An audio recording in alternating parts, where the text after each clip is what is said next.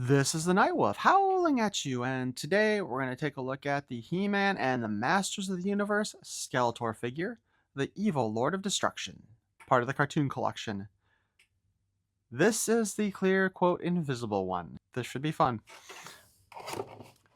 On the back of the box it says, as seen on Disappearing Act, modernizing and celebrating the original 1980s Masters of the Universe animated series. Skeletor here includes his helmet of invisibility and Orko's cloak, which, by the way, I did in fact have to go back and watch that episode because I did not remember this at all.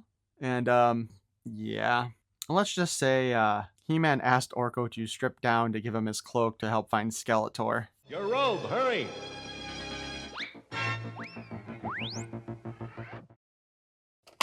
Let's open the sucker up.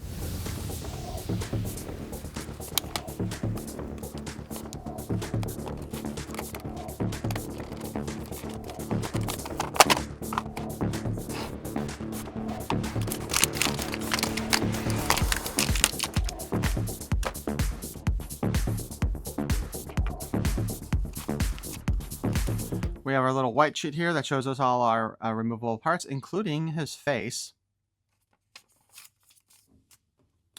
And we have the mini comic Vengeance. In this comic, of course, we have Hordak having still been searching through Snake Mountain looking for Skeletor.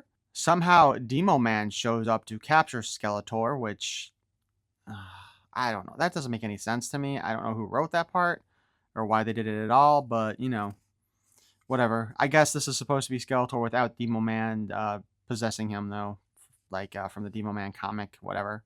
He's also not using the helmet of invisibility in here, which is kind of a shame. They probably should have done that. Meanwhile, at Castle Grayskull, the Masters have come to realize that, in fact, Hordak wasn't attacking them, but they want to try and open up the portal again between the two worlds in order to help She-Ra.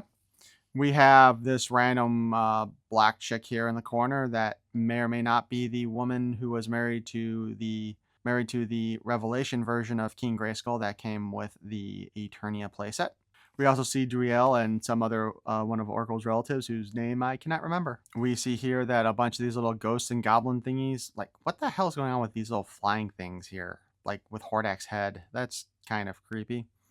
They're going after Skeletor. There's a hand going through his head and grabbing his jaw from inside, and it's kind of weird. But of course, there's an argument between Skeletor and Hordak, and all that Hordak has done for Skeletor, blah, blah, blah. And Skeletor is mad because look at what he's done to his face. You didn't save me, you cursed me, is basically what Skeletor is saying. We actually see a cartoon version of Kronos back here along with Keldor, which is kind of interesting. I wonder if they will do a version of them for the cartoon collection or not. But this would be the first time we have put in there that Keldor is actually the version of Skeletor from Filmation. Although being that this is, 40 years later, obviously it's a retcon kind of a thing.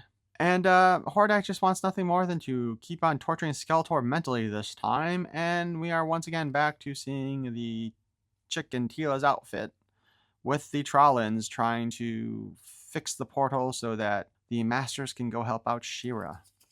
And of course, on the back of here, we have Skeletor, the evil Lord of Destruction, Buzz-Off, the heroic spy in the sky, and Frosta, the Ice Empress of Etheria. So that being said, wow, actually, Orko's cloak is designed to fit over or under Skeletor's head, so that comes as a surprise to me. So you can't just like pull it off the top. But so let's just go ahead and pop off his head and take it off. Now, aside from the joints, like everything in here is in clear plastic. And actually, look at that. Even with the jointing the way it is, it kind of looks like skeleton parts. So that's even cooler. This actually turned out pretty well. Even his diaper is, or his loincloth is done in clear plastic. It's darker than the rest, but yeah, I gotta say, this is excellent. A lot of times when they do these clear things, there's a lot of very solid looking parts in there. They did not do that this time. And of course, you can pull off Skeletor's head there and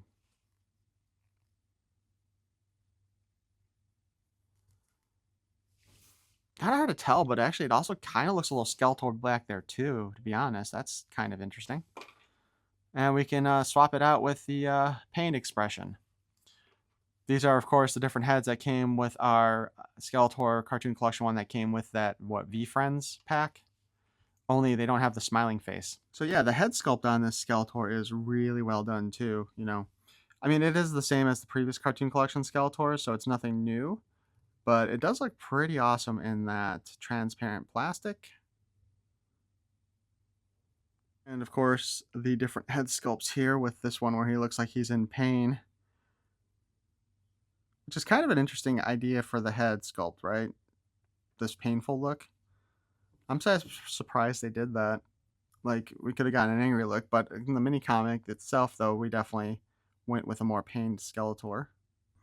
What I was really hoping to be able to do, though, with this is get a good look at what's behind his face. And I want to know if you guys can see that, where it does actually look like a screaming skeleton or skull. There's the bottom jaw down there. There's the nose, the eyes that go back in there. Like, that is a level of detail that you don't often get with stuff like this.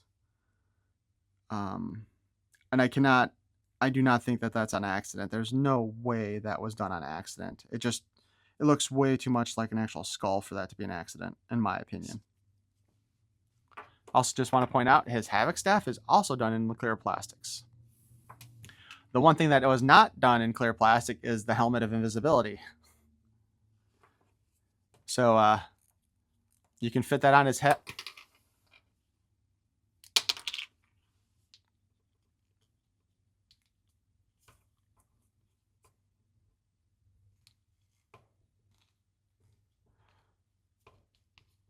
This thing does not actually fit on his head.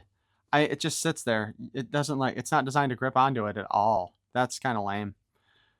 They should have given us 2 of these though if they were going to do this, and given us a clear version to go with it, because that just looks silly now.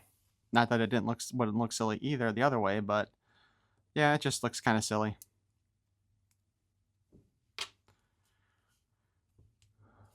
And then of course, Orko's cloak is just a solid piece painted. Articulation wise, the head is on a ball joint. We can look down, up, round, sideways.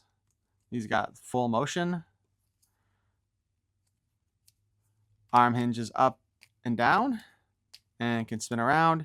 Interfered with, of course, by the little fringe on his harness. We have a single joint at the elbow and it can spin.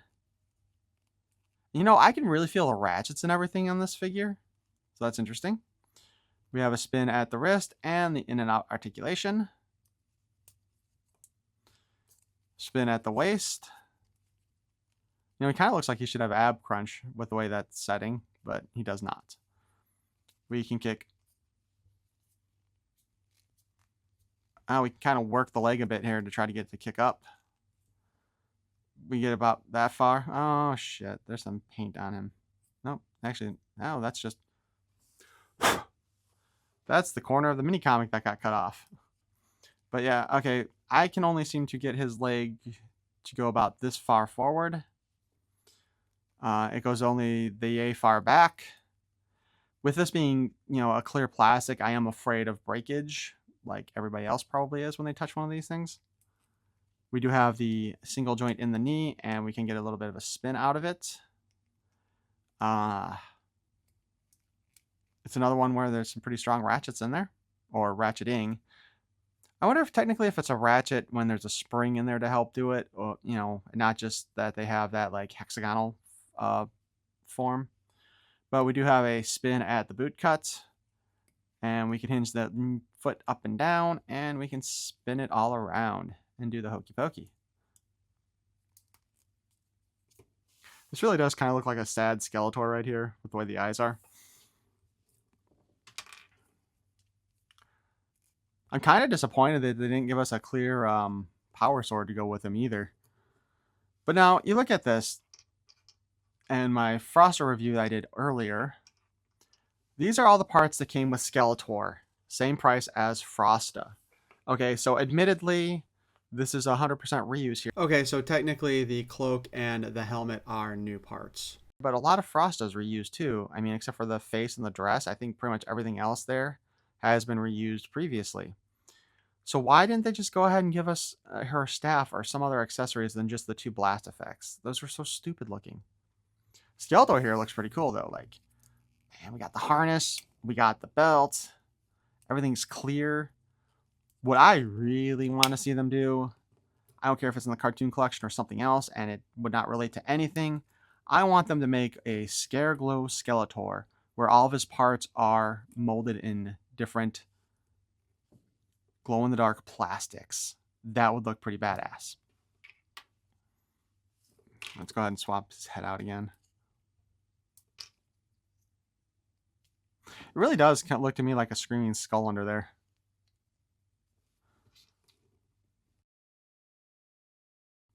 So overall on this figure, I will say this. I think he looks cool. I think they did an excellent job translating this into clear plastics. The fact that they actually used a... Oh, dang it.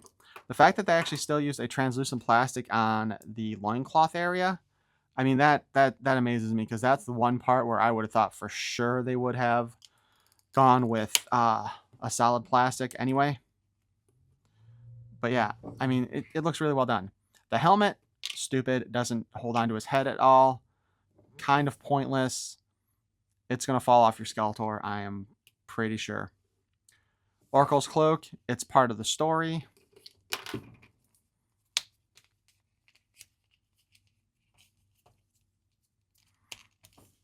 That's why they gave it to us. I do not think I will be displaying the Skeletor with that cloak, however, or with the helmet to be precise. I think this thing just looks stupid. But as far as it goes, man, the clear Skeletor figure does look really nice, and it is really well done in my opinion. But I want to know what you guys have to say about this in the comments below. And if you enjoyed this, please feel free to blast that like button. And if you want to watch more of my nonsense, please feel free to subscribe. I appreciate it. Thank you for watching. Peace and love.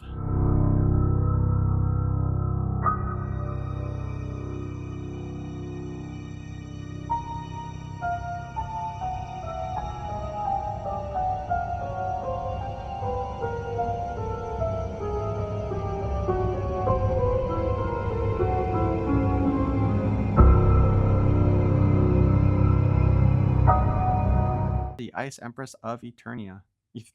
The Ice Empress. The Ice Empress of Etheria.